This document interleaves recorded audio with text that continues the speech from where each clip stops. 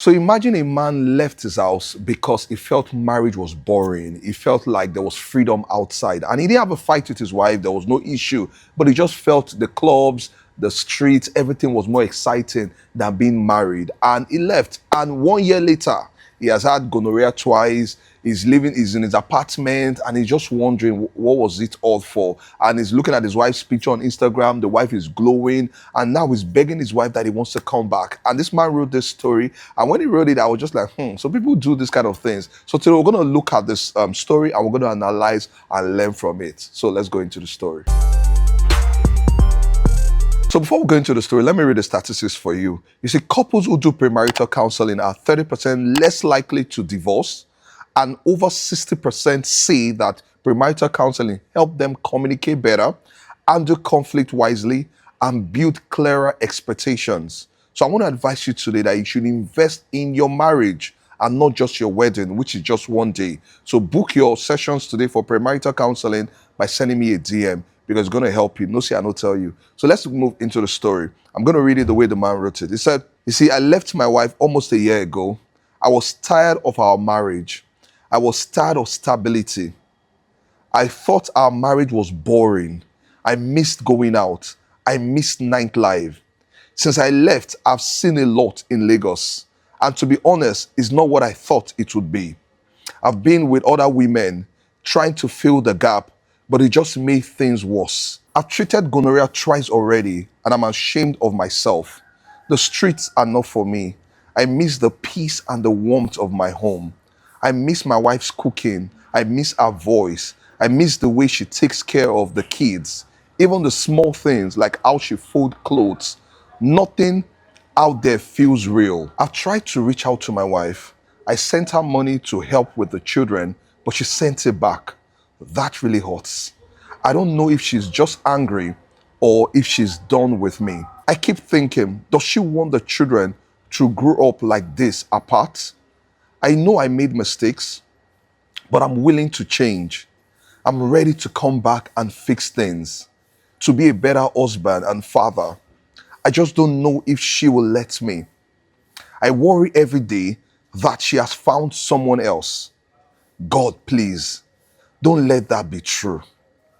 My wife even looks better. She's wearing less and going out too. I keep seeing her pictures when she goes out. Now I just want my family back.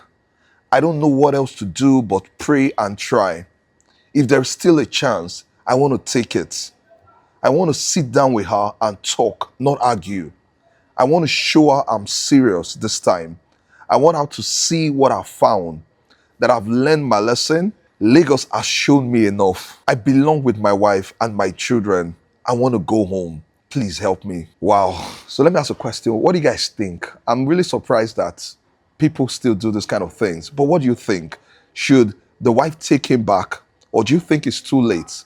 Do you think that this guy was foolish? Do you think he wasn't matured enough to even be married in the first place? What do you think? Drop it. Or what do you think the wife should do? Or what do you think can be done to remedy this situation? Do you think the wife should just move on? What do you think? Remember, 1 year sleeping around, been infected twice with gonorrhea. Only God knows what he has done. So drop in a comment and let me know what you think. By the way, don't forget to like this video. Don't forget to share it to someone that's going to be a blessing. And also, if you're having issues in your marriage, feel free to reach out to me and book sessions to be able to help put your marriage together or make your marriage sweeter. And also, if you're getting married, don't forget to reach out for premarital counseling. So let me pull out some lessons that I've taken from the story. You know, I've realized that this story is not just about one man. It's about many people who think that peace is boring, who think that living life on the street, being single is more exciting. And some of them, even though they didn't move out of the house like the way this man moved out of the house, are still trying to get the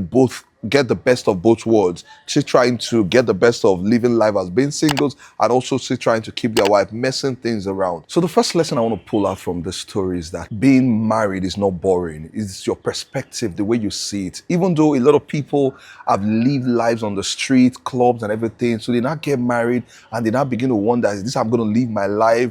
just with one woman, going to the office or going to business, coming back, and they feel it's boring, they feel it's monotonous. You see, you need to understand that it's not boring, it's just perspective. You need to realize that the moment you get married, it was not just a decision to love a lady, it's a decision to also change your lifestyle. It's a decision to also decide to be more matured, to tell yourself, you know what, I've outgrown that particular phase. Now I'm in another phase, and now you need to adapt to that new phase. I have seen a lot of people struggle. Even when I just got married, I remember then some days I would not want to come back home, not because I'm spending time in the club or with people. Sometimes I just want to even stay in my mother's house. Maybe I want to visit my mother and the rest. Sometimes I just want to sleep there. I'm not even like, are you not coming home? I just like, I will come in the morning. I remember there was a little argument, it used to cause a little friction, but I had to just give myself brain that, Omo, you can't live like this. You are married, you are married. So those are the things people need to understand, that the moment you chose to be married, you need to make those kind of decisions and stick with it. So the second lesson is that routine is not the enemy, rather immaturity is.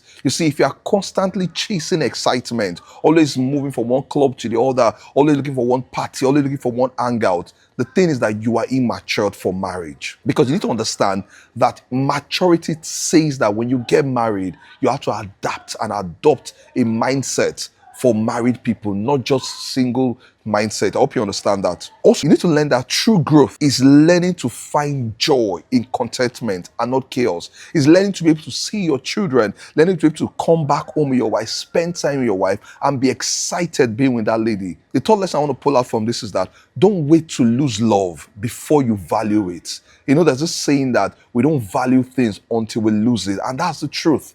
This man didn't have to lose the wife before he began to value her. No, you don't have to. Value what you have. Don't wait till you lose it. Value that wife, value that husband. It's funny that before we got married to our spouses, we chased them. We long to spend time with them. Now we not get married to them. We're not bored of them because, see, we don't see them finish. So don't lose your spouse.